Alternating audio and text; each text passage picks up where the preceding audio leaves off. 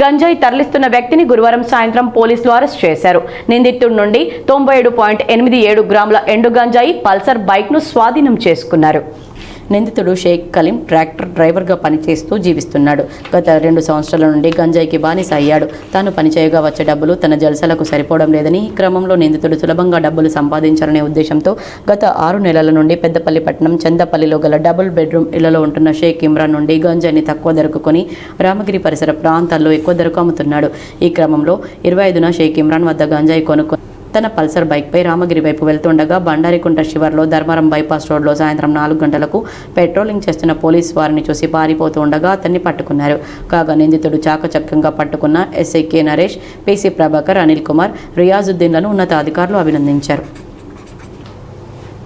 వార్తల్లో ఇప్పుడు ఒక చిన్న విరామం. Ashok hospital Godavarikhani. Doctor Ashok MBBS DNB general surgery, general laser and laparoscopy surgeon, ex surgeon, Singareni hospital Godavarikhani సారథ్యంలో ప్రారంభించబడింది. మా హాస్పిటల్ నందు రొమ్ముగడ్డలు, చీముగడ్డలు, కడుపులో నొప్పి, appendix, gall bladder, varicose veins, piles, fistula, కుటుంబ నియంత్రణ, కొవ్వు గడ్డలకు చికిత్స, ఆపరేషన్లు చేయబడును. లేజర్ ద్వారా అర్షములకి ఆపరేషన్, లాప్రోస్కోపీ ద్వారా గాల్ బ్లాడర్ సర్జరీ మా ప్రత్యేకత.